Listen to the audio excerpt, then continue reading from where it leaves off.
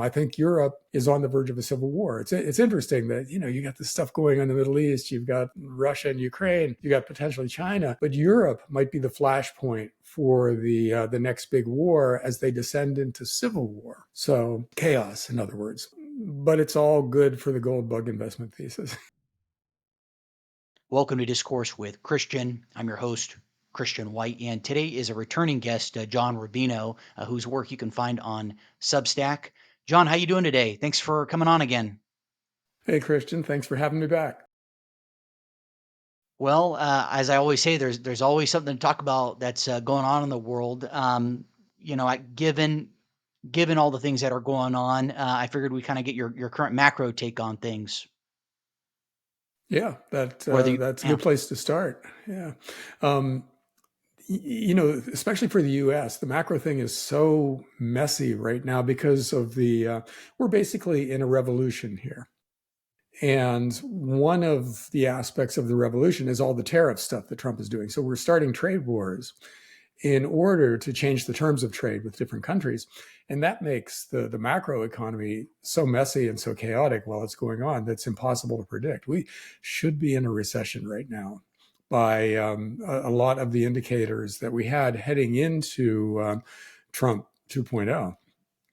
But so much stuff is happening. Like we're making money from the tariffs, and new factories are setting up in the U.S. and the government is running just humongous deficits, and that's stimulative. So there's a lot going on that seems to be keeping the economy going in the U.S. We're not in recession. Inflation, in fact, is a little bit higher than it was 8 months ago or whatever, and that takes us to what the Fed is going to do next, because the Fed, Trump has been lobbying for lower interest rates for quite a while. And it looks like the Fed is going to start giving them to him in September. So we're going to be lowering interest rates at a time when inflation is still above the Fed's target rates. What that does in the short run, I have no idea. What it does in the longer run is it probably gives us stagflation, or I saw somebody coin this term the other day, hyper-stagflation.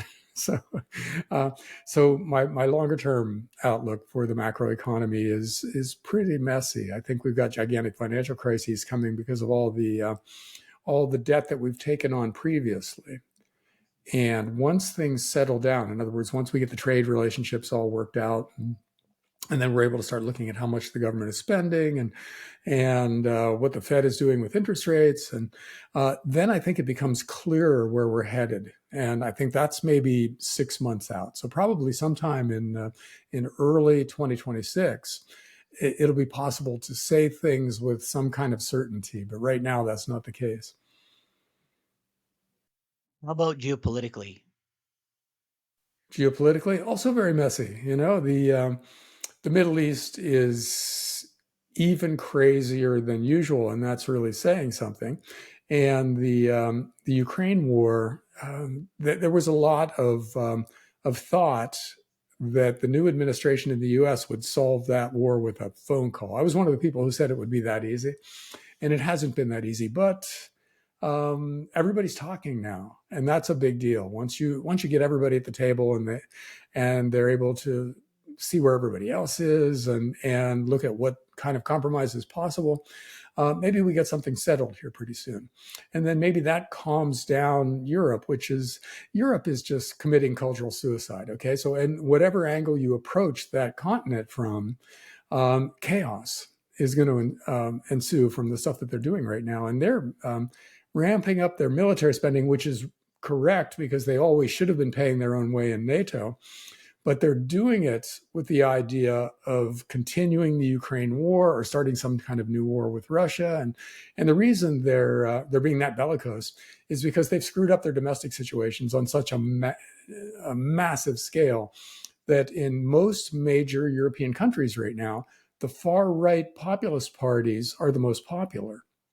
And they would basically given their druthers, if they had full power, they would dismantle the Eurozone and go back to their own currencies and probably scale NATO back to something that's purely defensive just around the borders of Europe. And which I love the idea of. So it would be great if these populist parties got a chance to take over. But the Europeans are pulling out every trick in the book. They're cheating in every way possible to keep that from happening.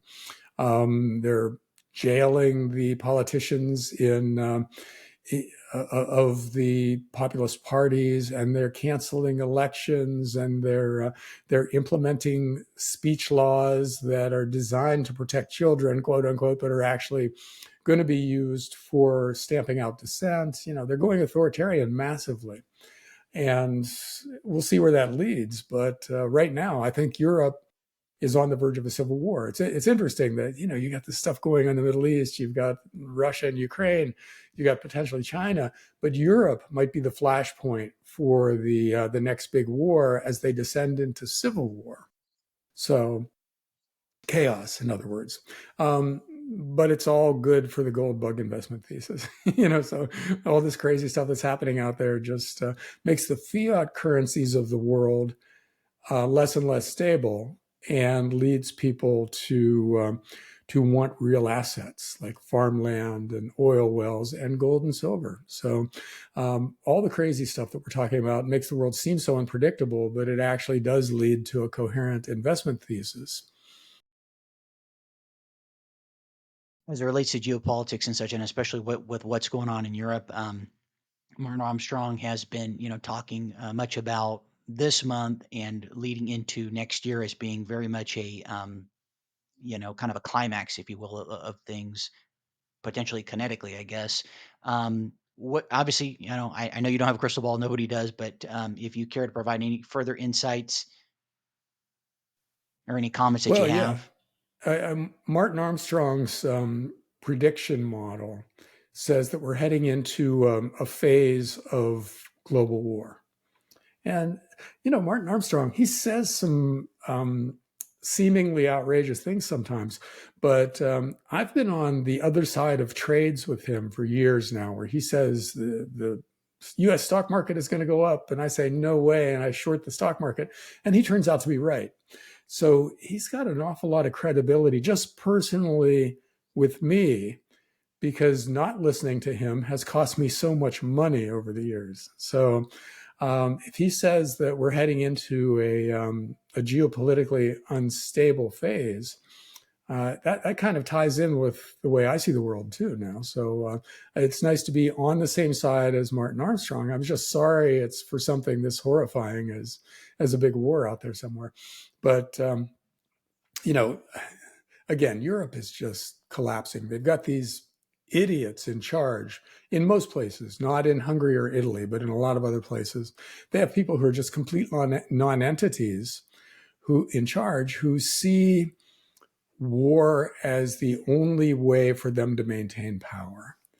And they've been such a flaccid geopolitical force for such a long time. Like they actually accomplish nothing in the world because they have no power and everybody sees it. But now they're kind of trying to change that by accumulating power with rising military spending and way more aggressive foreign policy.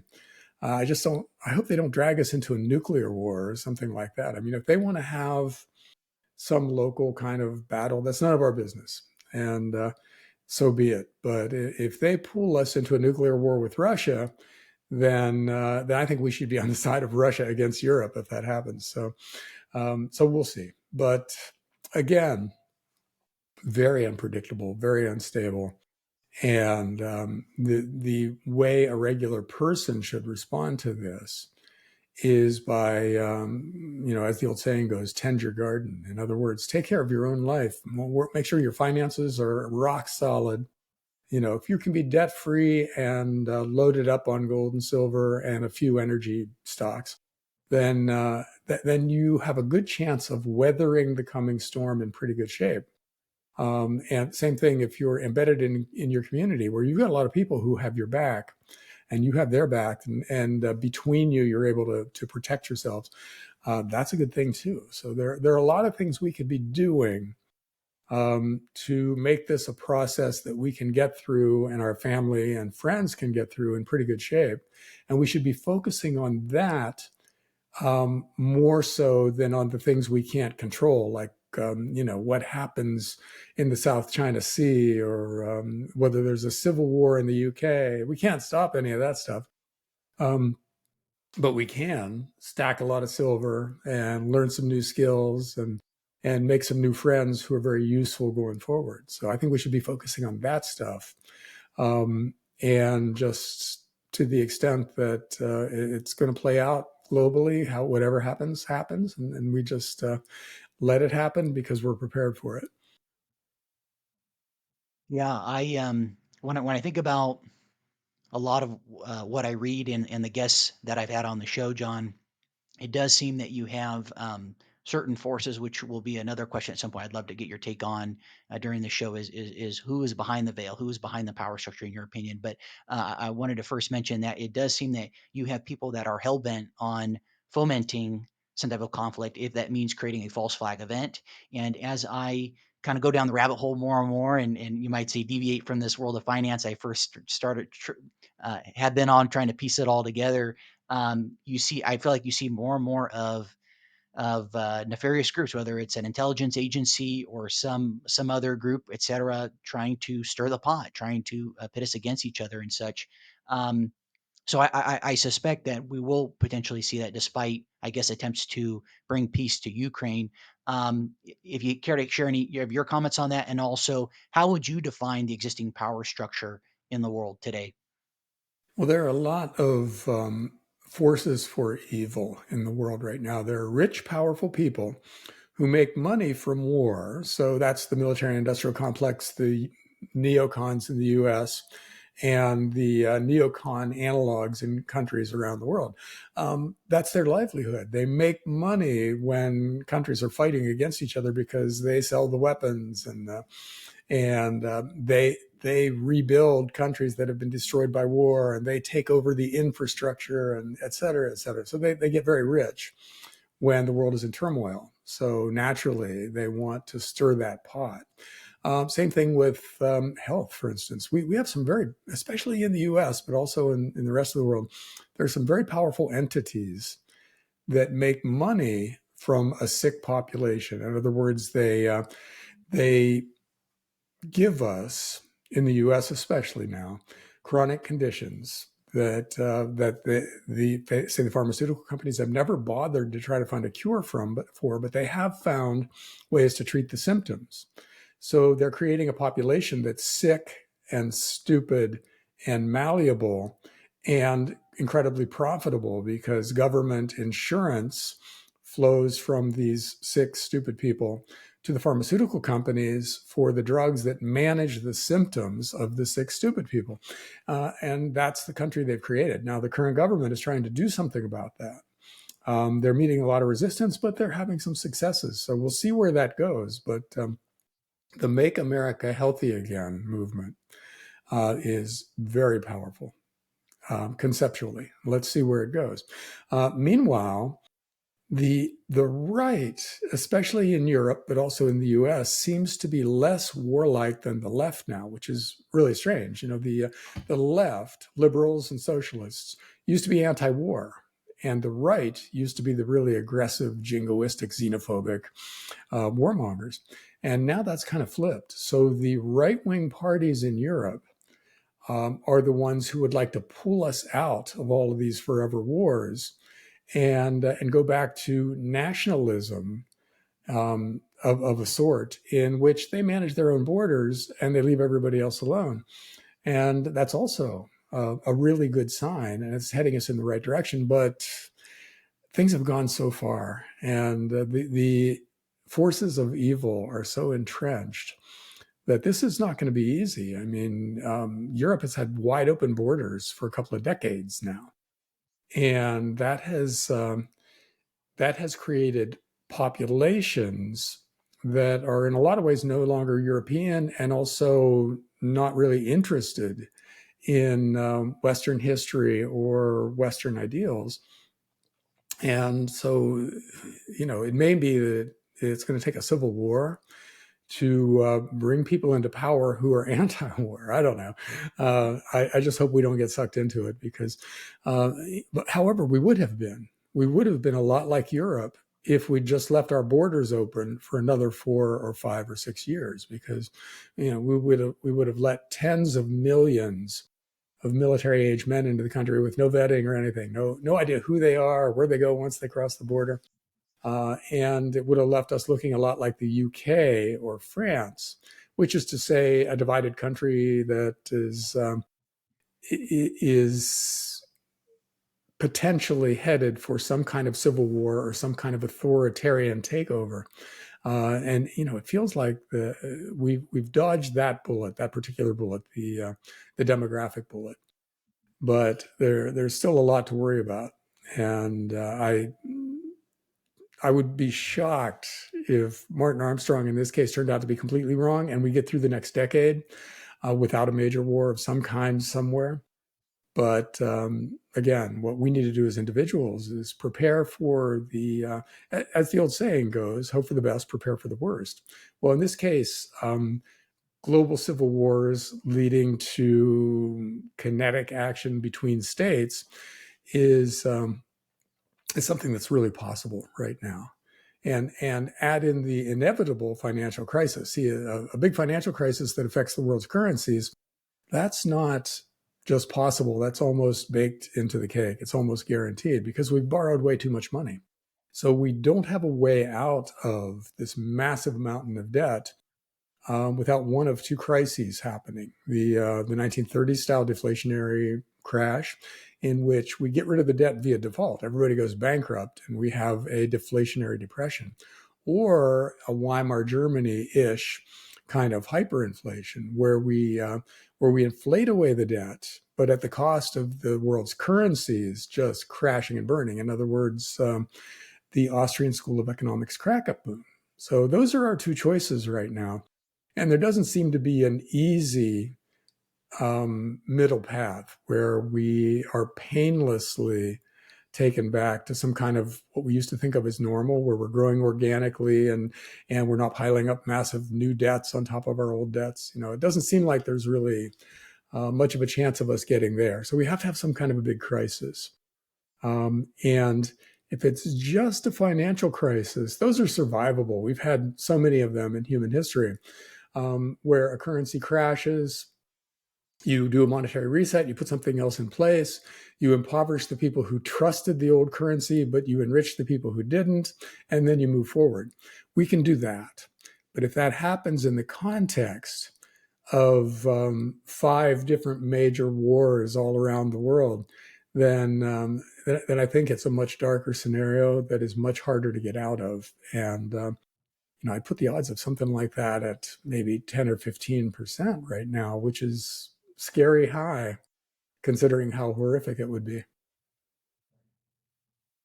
You hear a lot of people, particularly like Alex Craner or Tom Luongo. I think I had Larry C. Johnson on recently. That the international bankers or people behind these private central banks or the people even behind them are the ones stirring the pot and have induced a lot of these booms and busts and such. I don't know if you have any comments on that. Well, yeah, the international bankers are among the evil people who make money from war. I mean, they lend money to governments who are destroying their currencies and invading each other and everything, and so they make a lot of interest payments, and they get richer and richer, and that allows them to control more governments and start more wars. And so, yeah, I think that the international bankers, starting with a lot of the U.S. money center banks. I mean, these guys, I think, are among the worst people who exist in the world right now. And yeah, I think that they stand in the way of the political process bringing about peace, because that's not profitable for them. So yeah, pharmaceutical companies, the military-industrial complex, the big banks. Lots of other corporations, lots of other non-governmental organizations that are funded by governments. One of the things that's happening in the US right now that I really like is that we're defunding the NGOs, because those were basically money laundering schemes that allowed the banks and the rest of the aristocracy that's in charge right now, or that has been in charge, to make money out of thin air and then spread that money throughout the political class. You take that away, and all of a sudden, especially the left in the US becomes a lot weaker than it was, because a lot of them basically had these sinecures where they were making great money doing nothing, and using some of the money they were making to fund the political campaigns of the people who originally funded the NGOs that they work for. So you take that away, you stop that feedback loop from happening, and all of a sudden there's a huge power shift. And we're seeing that happen now, and it's fascinating. That is one of the sources of optimism in the world right now, I think, is the collapse of the NGO complex in the U.S. But the bankers are still out there, and the defense contractors are still out there. So it's still a very messy world, and it's not one where we should expect a tumultuous year or two to then give way to normal organic growth with happy people. Not going to happen. We have much harder times coming than a lot of people expect, unfortunately. Yeah, you mentioned about these non-government entities and such. I was taking notes from your appearance on I'm blinking out on the show. Really great show, Liberty and Finance. There we go. And I have down, yeah, collapse of trust. I see so much on alternative media, John, of people bringing to light various incidences that have occurred, or false flag events throughout history that have been masked as being legitimate and kosher. And it does seem that a lot of people, have lost faith in the institutions and such. I definitely do not. I have very little trust in government, and I think we've been lied to quite a bit, unfortunately. Obviously, nothing new throughout history. Um, I don't know if you have any other things as it relates to that, or in other categories that you feel are not receiving enough attention. Perhaps I know you're on a lot of shows, so maybe there's some other things that other hosts and such aren't asking you, or other things that you think uh, need more attention. Well, I think that shrinking trust horizon is a really interesting part of the story, because maybe 20 years ago, most Americans thought the big systems that were taking care of them were doing a pretty good job. They thought the Federal Reserve was controlling inflation, and they thought the public health authorities were keeping people reasonably healthy, and the military was preventing wars rather than starting them, and on and on. And then gradually, over the years, starting with the Saddam Hussein weapons of mass destruction that they lied to us about, that led us into a war that killed 1 million people. Starting there, and then going through the Trump Russia collusion hoax, and the vaccine, and then the Ukrainian war, and on and on. Different people have figured out that they've been lied to in different ways. If you were, for instance, my wife was kind of red pilled by the pandemic, when they tried to force her to take an experimental quote unquote vaccine that she didn't want to take. All of a sudden she realized that she couldn't trust the people in charge. Now, so when you're lied to by one big part of the establishment, you realize that the other big parts may be lying to you too, and you get less trusting of them. And so that's what's happening in the US. Everybody has been lied to in some way, in their own particular way, by the aristocracy that's in charge right now. And so they've lost trust in all the other aspects of the aristocracy. Public health, forget it. There are whole categories of Americans who are never going to take another vaccine or allow their kids or grandkids to be vaccinated. And people who used to think that we were the good guys in the world, and that when we had to go and fight, we were doing it for good versus evil. Now they don't believe that anymore. They see us as the U.S. as aggressors in a lot of these fights. So now we're kind of a force for instability and, to an extent, evil around the world to a lot of people. So their trust horizons are shrinking. So they don't trust the big systems anymore. They barely trust their state governments, and maybe they trust their local governments because they can meet those people, shake hands with them, and look them in the eye. But they're homeschooling their kids now. They're buying meat and vegetables from local farmers instead of corporate grocery store chains, and they're investing outside the brokerage house 60-40 stock and bond portfolio framework. They're buying lots of gold and silver. To the extent that they're buying stocks, they're buying oil stocks or solar farms or real estate companies that own a lot of farmland. They're buying commodities that governments can't make more of on an electronic printing press. So we're seeing this shift out of financial assets and certainly out of establishment narratives and into trusting what we see with our own eyes and what we can hold in our hands. That is a huge deal, and it's gaining momentum as the governments of the world continue to lie to us. Because in Europe right now, they're lying on an epic scale. And that's what's causing people to shift to these formerly far-right parties that are now basically populist, and look to those guys for safe haven from basically what they see as authoritarian governments springing up in their own countries.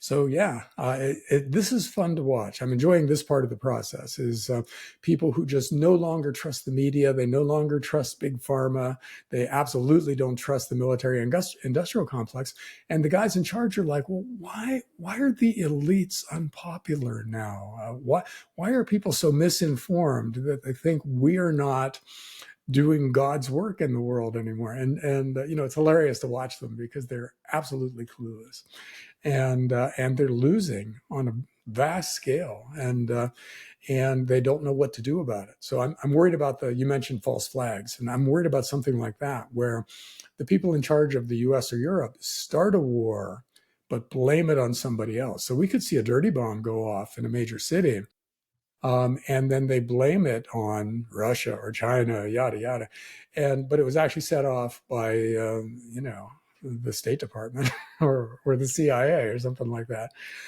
So I'm very worried about a false flag that pulls us into some kind of a never-ending war and allows the people in charge to stay in charge. That's a very dark scenario, but it's also one that's probably being contemplated within the CIA as we speak. So here's hoping it doesn't happen. But if something like that does happen, remember that it's probably a false flag, and don't go out and join the military in order to fight the Russians or whatever, because you'll be furthering the authoritarian narrative and not protecting against it. Well, I think about some of the people that I know or knew from the Navy who are still in, and yeah, I would not want to be in the military at this time, especially knowing what I know now. False flags. I was just watching something. Again, I know we're kind of wrapping up here more or less. I just wanted to comment on. I was listening to a gentleman on Clayton Morris's show, Redacted, and him talking about the Vegas shooting incident, and then other things that I've heard go on, from the Franklin scandal to the Timothy McVeigh and that, and it's just mind blowing to me. I mean, it just sounds like just fantastical that you have forces either in cahoots or on their own, or part of these agencies and such that are doing this. Like it sounds quacky. It That's part of the reason they get away with what they get away with, because it just sounds so wild, that we are doing these things. I mean, you look at the pandemic, and the idea that we made the virus, let it loose, and then got very rich on the backs of all the people that we tormented with vaccines and things like that. That sounds crazy, or did sound crazy 5 years ago. Now it's just kind of the conventional wisdom within about 1/3 of the population. And that's the same thing with most any crisis that's coming our way.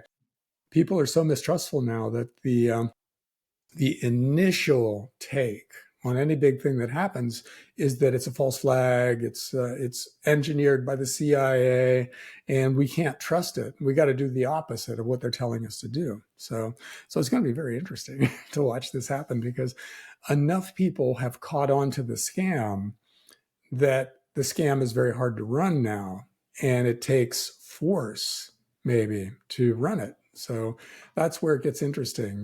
Do we have a false flag that people don't trust, and then instantly authoritarianism to force us to go along with the false flag? We'll see.